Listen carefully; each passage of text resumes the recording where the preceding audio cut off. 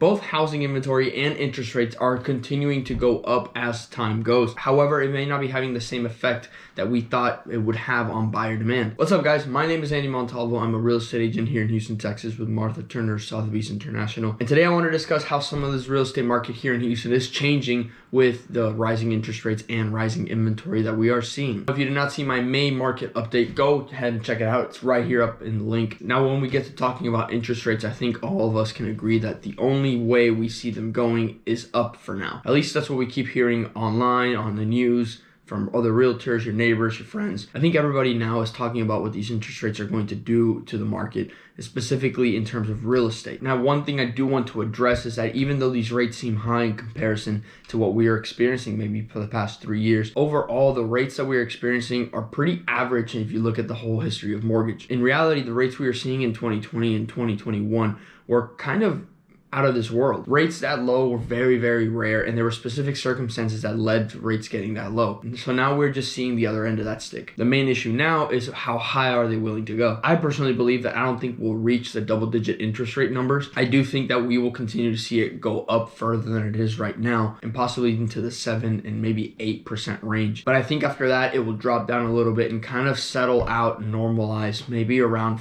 between 5 and 6%. Now, one thing that we hope these rising interest rates will do is slow down the buyer demand that we are currently seeing. A lot of people are hoping for that buyer demand to just drop down and that inventory to keep climbing so they can possibly get some sort of deal on a house. Now, the main issue there is that this real estate market is mainly being driven by the housing inventory and not the rates themselves. Now, that housing deficit is so large that even if we had interest rates go so high that the buyer demand completely just drops, maybe say by 20-30%, but it still wouldn't be enough to take us back to a buyer's market. In my opinion, I think we're going to stay in the seller's market for probably the next 2 to 3 years. Now, I know the idea of being in a seller's market for that long sounds scary, but that doesn't mean that we're going to be experiencing these over asking bid wars all the time now. But that does not mean that as a buyer, you're going to be getting these huge discounts on homes. So for people who are waiting for the housing market crash, you may be waiting a lot longer than you think. Mainly considering that the housing inventory is what's driving the real estate market right now. And we don't have the bad lending practices that we had prior to the 2008 crash. So I think for a lot of people who are buying houses maybe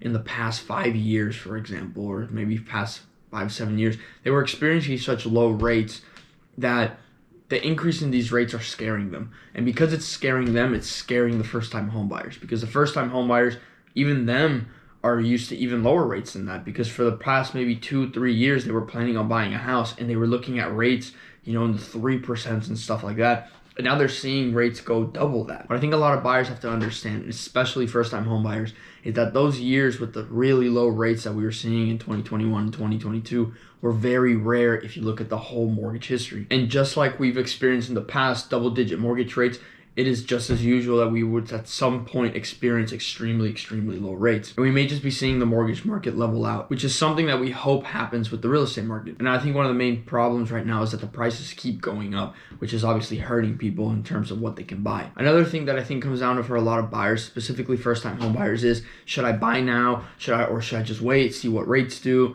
I don't know, maybe there's a housing crash in the next year, or maybe I can get a lot of good deals soon enough. And I think we may be in a situation that if you're waiting for a housing market where you're going to be getting these massive discounts off homes and these huge negotiations and all these contingencies going towards you with low interest rates and all that stuff, you're probably going to be waiting forever, and the time is never going to be perfect for you to buy a house. From my experience in this business, it will never be a perfect time to buy a house. There will always be some issue in the market, some issue with maybe within your family, some issue within your job, some issue in the world.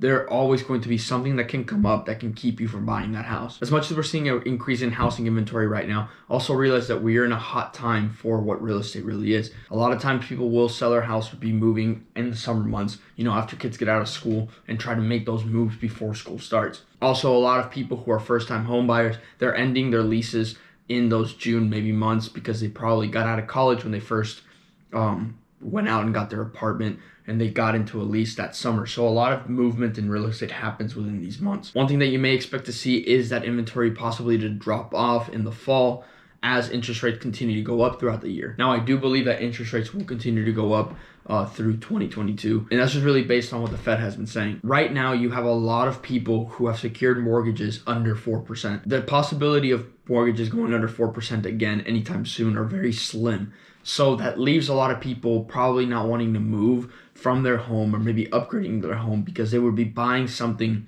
at a higher rate. Meaning that maybe if they bought, say a $500,000 house at a 3.5%, they're buying, a house that's $50,000, $100,000 less at a higher rate now. So you may just see a lot of people decide to just hold off and not sell their house. I think one thing that we can hope for is that the supply chain issues in new construction get some of its issues figured out so we can get some of those new construction homes out on the market and feed some of that buyer demand. That way it takes a little bit of pressure off the housing inventory from resale homes. Now, I didn't want to take too much of your time and I wanted to keep the discussion sort of brief. So please, if you have any questions, put them down below. I'd love to get them answered for you. Now, most of the information and most of my experience that I'm sharing with you guys and gathering is based on the Houston real estate market. So if you would like to dive into maybe a more local market to you and you are not within the Houston real estate market, go ahead and shoot me an email. It's down below. Through Sotheby's, I am connected to one of the largest networks of top tier real estate agents that I would love to get you connected with. Besides that, guys, don't forget to hit like and subscribe. You know where the buttons are, down below. I love seeing when you guys are interacting with the videos. It lets me know that it's providing some sort of value to you. Besides that, I will see you guys next week.